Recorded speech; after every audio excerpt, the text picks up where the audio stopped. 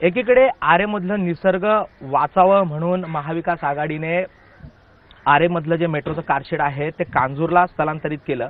मात्र दुसरीकडे मुंबईमधलं एक मोठं निसर्गरम्य ठिकाण असलेले घाटकोपरच्या खंडोबा टेकडीची काय गेल्या काही दिवसांमध्ये अवस्था झाली मी तुम्हाला दाखवतो।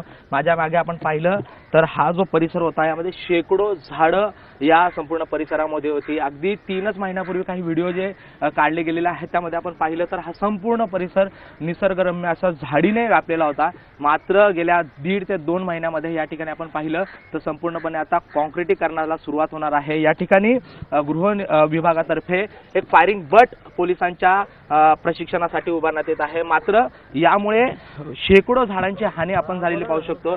या ठिकाणी ही झाडं आहेत ती तोडण्यात आलेली आहेत, त्याचबरोबर मोठे मोठे खंदक या ठिकाणी खोदण्यात आलेले आहेत। त्याचबरोबर हा संपूर्ण डोंगराचा परिसर आपण पाहिला तर जेसीबीने हा संपूर्ण डोंगर जो आहे तो पोखरण्याचं काम सध्या सुरू आहे। एकूणच या संपूर्ण परिस्थितीमधून या ठिकाणी असलेली जी निसर्ग सौंदर्य आहे, या ठिकाणची वनराई आहे, त्याचबरोबर इथे जे प्राणी होते जे मातीखाली असणारे प्राणी आहेत, मग सर्प असतील किंवा इतर जे प्राणी आहेत ते देखील यामुळे बाहेर पडत आहेत। यामुळे नेमका एकीकडे आरे कॉलनी वाचवण्यासाठी जो प्रयत्न झाला तो मात्र या ठिकाणी होताना दिसला नाही आणि या ठिकाणी महाविकास आघाडीच्या सरकारच्या काळामध्येच आता अशा प्रकारे हे निसर्ग जे आहे ते लोप पावत आहे। त्यामुळे ह्याला रोखणार तरी कोण असा प्रश्न आता निसर्गप्रेमी विचारताना दिसत आहेत। आम्ही मागे पावसाळ्यामध्ये बरीच झाडं लावलेली इथे आणि ती झाडं आता त्यांना नवीन पालवी फुटलेली पण त्यांना जगण्याचा अधिकार नाही की असं वाटायला लागलंय।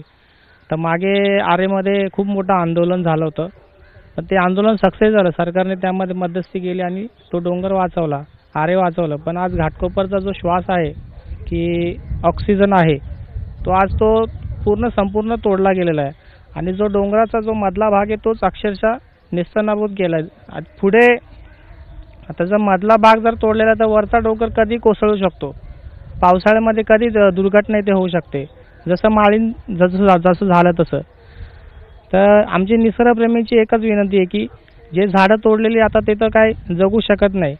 आता महापालिकेचा असा एक निर्णय आहे की एक झाड तोडलं तर 2 झाडं लावायची असतात, पण इथं तसं काही झालं नाही। तर इथं वृक्ष प्राधिकरणाकडे लक्ष दिलं का ते पण माहीत नाही। आज इथं बरीच झाडं तोडली गेलेली आहे। आमची एकच विनंती की हा डोंगर वाचला पाहिजे। आपण या ठिकाणी पाहिले की लॉकडाऊनपासून खूप निसर्गप्रेमी आहे, पर्यावरणप्रेमी आहे।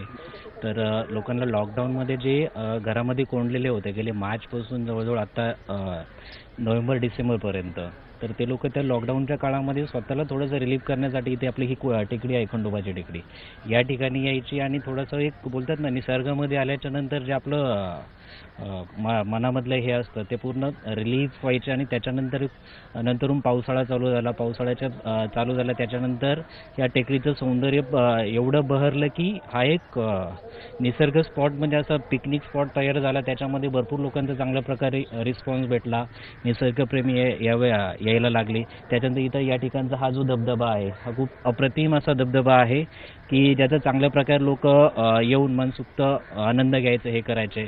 या ठिकाणी दररोज सकाळी वॉकिंगला जाणारे सकाळी 4:30 वाजल्यापासून वॉकिंगला जातात इथे वरती, ह्या साईडनं जाऊन असं ह्या साईडनं उतरत आहेत।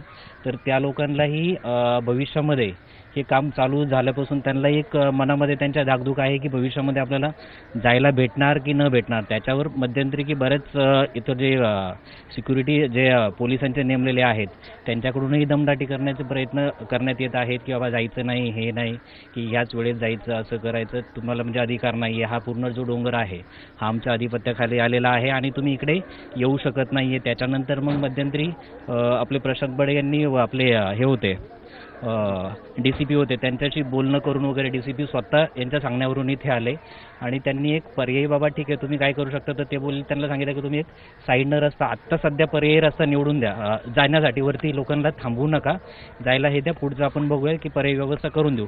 पण त्याच्यावरही अजून असं किंवा ठोस असं हे नाही आहे, लिखित स्वरूपात नाही किंवा कसल्या प्रकारे नाही आहे। एकदा काय ह्या लोकांचं हे काम झालं की मला नाही वाटत की बाबा ते वरती जाऊन देतील कुणालाही, कारण की आत्ताच लास्ट वीकचा इन्सिडेन्स की मी स्वतः दररोज 5 वाजता वरती जात असतो वॉकिंगला, मी आणि माझे मित्र वगैरे.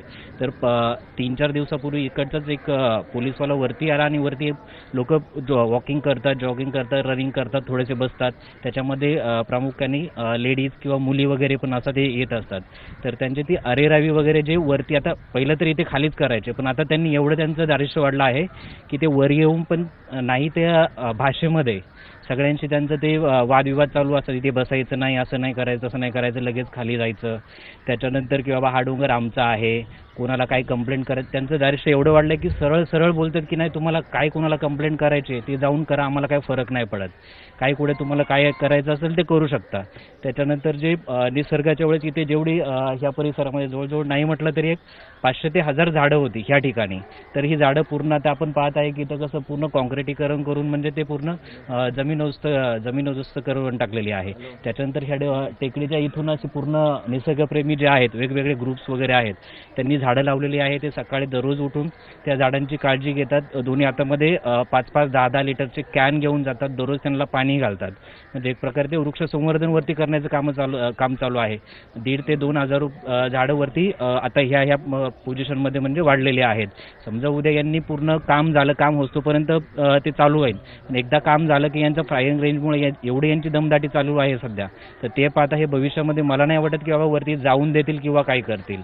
तर ते समजा जाऊन नाही दिलं तर ती वरती लहान लहान झाडं लावलेली आहेत ती पण नंतरून मरून जाणार. किंवा मग लोक जे जात आहेत निसर्गाचं वॉकिंगसाठी किंवा काय, तर मॉर्निंगला एवढं सकाळी जातात म्हटल्यावर स्वतःच्या हेल्थसाठीच वगैरे जात, कोणी काही मौज मजा करायला जात नाहीये.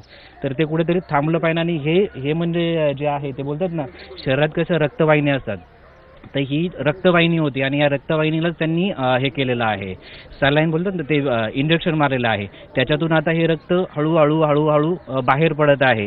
पर्यायी एक दिवस काय होणार, ज्याप्रमाणे शरीरामध्ये रक्तच नाही राहत, म्हणूनच ती बॉडी काय कामाची.